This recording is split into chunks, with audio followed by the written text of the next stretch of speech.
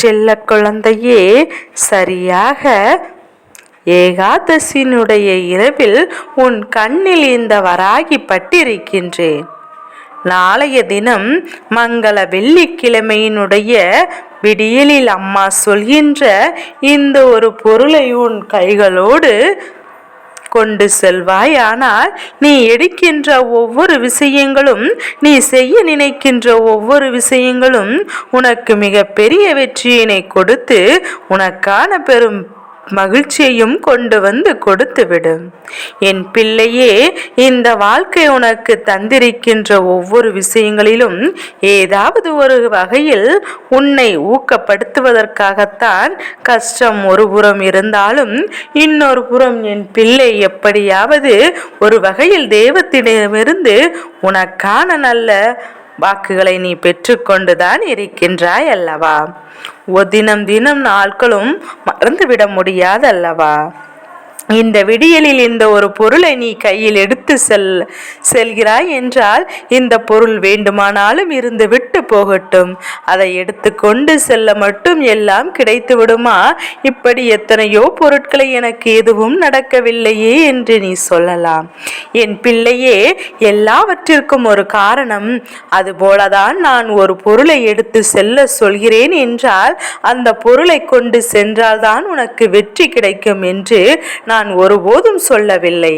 இந்த பொருள் உன்னிடத்தில் இருக்கிறது என்றால் அந்த வெற்றி உனக்கு உறுதி என்றுதான் அது சொல்கின்றேன்.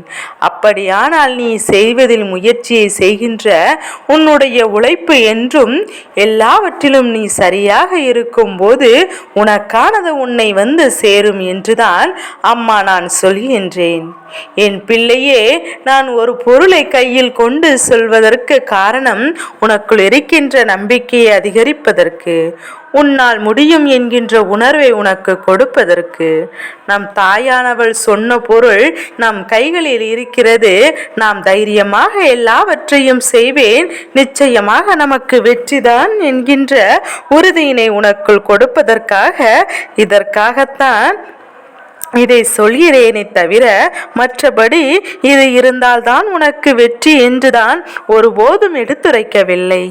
அதே நேரத்தில் சந்தேகம் கொண்டோ நாம் இதை ஏன் எடுத்து செல்ல வேண்டும் என்றோ என் பிள்ளை நினைப்பாயானால் அதற்கு மேல் அது உன்னுடைய விருப்பம்.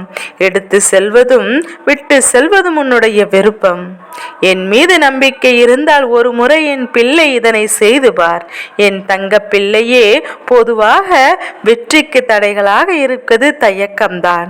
உன்னுடைய நம்பிக்கை, நம்மால் முடியும் என்கின்ற நம்பிக்கை, இதுவெல்லாம் உனக்குள் குறையாக இருப்பதனால்தான் கையில் கிடைக்கின்ற வெற்றி கூட உன்னை வந்து தொடாமல் போய்விடுகின்றது. உனக்கு கிடைக்க வேண்டிய வெற்றி வேறு யாருக்காவது கிடைத்து விடுகிறது. இப்படி இந்த வாழ்க்கையில் எத்தனையோ வெற்றியை நீ விட்டு விட்டாய், எத்தனையோ தோல்விகளை என் பிள்ளை நீ சந்தித்து விட்டாய். மீண்டும் வாழ்க்கையில் நீ விட்ட ஒவ்வொரு விஷயங்களும் மீண்டும் உன்னை வந்து சேரும். சேர வேண்டிய காலகட்டம் இருக்கின்றது. அதற்கு இந்த தாயானவள் உனக்கு மிக பெரிய ஒத்துழைப்பினை கொடுக்க வேண்டும். நீயும் நான் தாயானவள் நமக்கு நல்லது செய்வாள், நமக்கு நிச்சயமாக நன்மையை கொடுப்பாள் என்கின்ற நம்பிக்கையோடு தான் ஒவ்வொரு அடியும் நீ எடுத்து வைக்க வேண்டும். உன்னுடைய ஒவ்வொரு செயல்களும் உன்னுடைய வெற்றியை நோக்கியதாக தான் இருக்க வேண்டும். வைராக்கியம் கொண்டவனுக்கு ஒரு நாளும் நாம் வெற்றியை விட்டு கொடுத்த மனம் வராது. யாரை கண்டு வைராக்கியம் கொண்டாயோ, யார் முன்னால் வாழ்ந்து காட்ட நினைத்தாயோ, நிச்சயமாக அவர்கள் முன்னால் அதை நீ செய்து விடுவாய் என்பதில் எந்த ஒரு மாற்று கருத்துமே கிடையாது. என் பிள்ளையே, நீ நினைத்தது உன் வாழ்க்கையில் அப்படியே உனக்கு கிடைக்க வேண்டும் என்றால் அதற்கு நீ செய்ய வேண்டிய விஷயங்கள் ஒன்றே ஒன்றுதான். என்ன தெரியுமா? உன் ஆழ் மனது உனக்கு அது நடக்கும் என்று நிச்சயமாக சொல்லும். அது சொல்லும் போது அதை நீ பற்றி கொள்ள வேண்டும். அது செய்யும் போது உனக்கானதுதான் என்பதை நீ ஏற்றுக்கொள்ள வேண்டும். இல்லாது போனால் வருகின்றது கூட இங்கே சென்றால் நமக்கு என்ன மதிப்பு இருக்க போகிறது என்று சொல்லி உன்னை வராமல் உன்னில் தீண்டாமல் போய்விடும் என்பதை நீ புரிந்து கொள். வெற்றியினுடைய அருமை என்னவென்று நமக்கு தெரிய வேண்டும். ஒரு வெற்றியை பெறுவதற்கு நாம் எத்தனை கஷ்டப்பட்டோம் என்பதை என்பதையும் புரிந்து கொள்ள வேண்டும், நடந்து கொள்ள வேண்டும். நடக்கவில்லை என்றால் எந்த ஒரு விஷயமும் சாதாரணமாக நமக்கு கிடைக்கவில்லை என்பதையும் முதலில் புரிந்து அதற்கு ஏற்றார் போல நடந்து கொள்ள வேண்டும். எல்லா நேரங்களிலும் உனக்கு உறுதுணையாக இருப்பவள் இந்த தாய். நானாக இருக்கும்போது என் பிள்ளை வெள்ளிக்கிழமை என்னும் போது சுறுசுறுப்பாக அதிகமாக வந்துவிட வேண்டும். உகந்த நாள், கோயிலுக்கு செல்ல வேண்டிய நாள், பூஜைகள் பல செய்ய வேண்டிய நாள் அல்லவா? அதனால் இந்த நாளில் உனக்கு இருக்கின்ற நம்பிக்கையும் நீ விட்டுவிடக்கூடாது. நீ நினைத்ததையெல்லாம் இந்த வாழ்க்கையில் உனக்கு கிடைக்கும் என்கின்ற எண்ணத்தை மறந்து விடாதே. சரி, அப்படி என்னதான் அம்மா கையில் எடுத்து செயலாக சொல்ல போகிறாள் என்று யோசிக்கின்றாய் அல்லவா? என் பிள்ளையே, அத்தனை பெரிதெல்லாம் எதுவும் கிடையாது. என் பிள்ளைக்கு நம்பிக்கை பிறக்க வேண்டும். நம்மோடு தெய்வம் இருக்கிறது என்ற உணர்வு உனக்கு கிடைக்க வேண்டும். அதற்கு நம்மோடு தெய்வம் இருக்கிறது என்ன செய்ய வேண்டும் தெரியுமா? நாளை வெள்ளிக்கிழமை என்பதால் உன்னோடு குங்குமத்தை நீ எடுத்து செல்ல வேண்டும். என் பிள்ளையே, குங்குமமானது உனக்கு நம்பிக்கையும் தைரியையும் கொடுக்கும். அம்மா பலமுறை சொல்லியிருக்கின்றேன், குங்குமத்தோடு பச்சை கற்பூரம் கலந்து வைத்து அதை நெற்றியில் இட்டு செல்லும் போது அத்தனை விதமான உன்னுடைய வேண்டுதல்களும் நிச்சயமாக நிறைவேறும்.